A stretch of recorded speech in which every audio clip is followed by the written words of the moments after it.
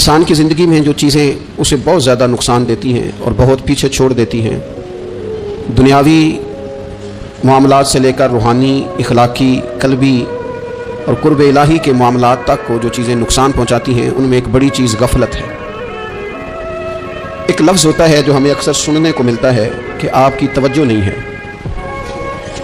ये ढेर सारे लोगों का मुतालबा होता है, अहले खाना भी मुतालबा करते हैं, कई मौके पर वालिदैन भी मुतालबा करते हैं, गुरबा भी मुतालबा करते हैं कि अमीरों की हमारी तरफ तवज्जो नहीं है। और ये बड़ी लाजमी सी बात है कि किसी चीज़ पर जब तवज्जो रहती है तो वो चीज़ बेहतर हो जाती है, और जब अदम तवज्जुही का लोग मुजाहरा करते हैं तो वो मामला ख़राब हो जाता है। ये जो अदम तवज्जो है, इसी को गफलत कहते हैं। और जब इंसान के मिजाज पर गफलत तारी होती है और गफलत उस पर पूरी तरह गलबा कर लेती है, तो फिर उसकी ज़रखेज़ ज़मीन को वो बंजर करती है।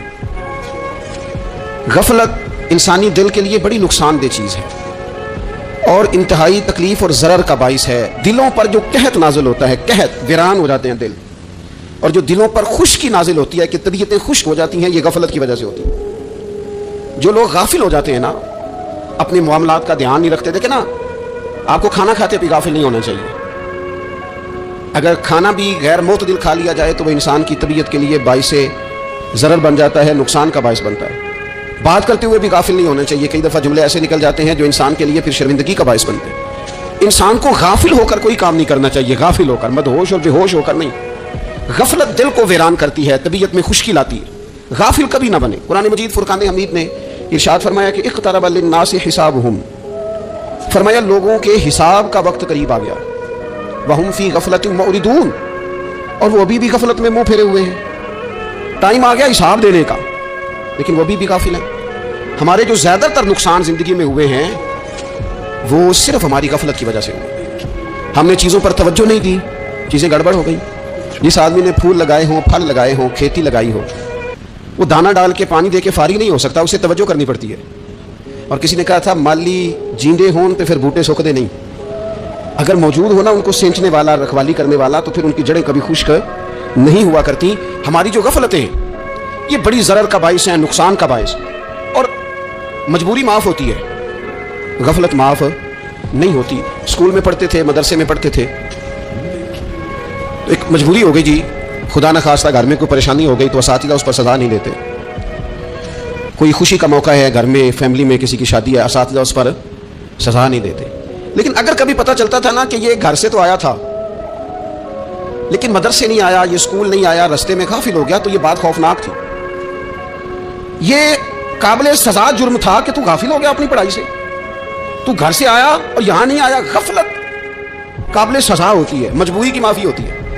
हमारा आज का जो मसला है वो गफलत का है। ढेर सारे लोग हैं, समझदार भी हैं, सियाने भी हैं, मामला फहम भी हैं, बाशऊर भी हैं, तालीम की डिग्रियाँ भी रखते हैं, लेकिन अगर उनकी ज़िंदगियों की तकलीफ़ों को देखा जाए और बेआबाद रूह को देखा जाए और सजदों से उनकी दूरी को देखा जाए, तो एक ही बात समझ में आती है कि पता सारा है लेकिन ले डूबी है गफलत।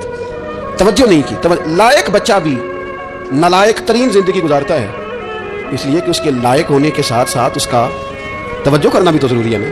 निरे लायक का क्या फ़ायदा अगर वो मेहनती नहीं, अगर वो तवज्जो नहीं करता, अपना सबक ध्यान से सुनता पढ़ता ही नहीं, तो जितना मर्जी लायक हो पीछे रह जाएगा।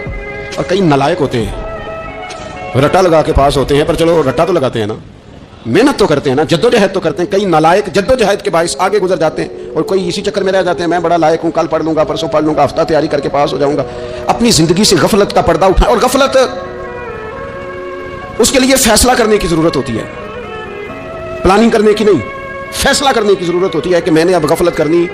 हम ना जब भी कोई प्रोग्राम बनाते हैं तो मनसूबाबंदी शुरू करते, मनसूबाबंदी ना करें, फैसला करें, कहें कि मैंने गाफिल नहीं होना। गफलत घर के दुनिया का नाम है, अपने आप को गफलत से बचाएं। आप देखें हज़रत काब बिन मालिक रज़ी अल्लाह ताला अन्हु फरमाते हैं, बुखारी में मौजूद है, फरमाते हैं कि जंग में मैं पीछे रह गया था,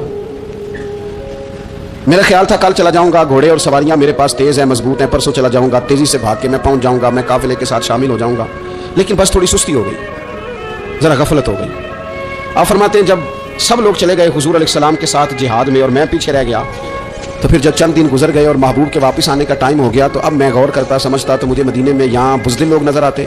और कौन नज़र आते? जो मुनाफिक थे। वो मुनाफिक बुज़दिल दिखाई देते या मुझे औरतें और बच्चे दिखाई देते। मैं परेशान हुआ, हुजूर वापस आ गए।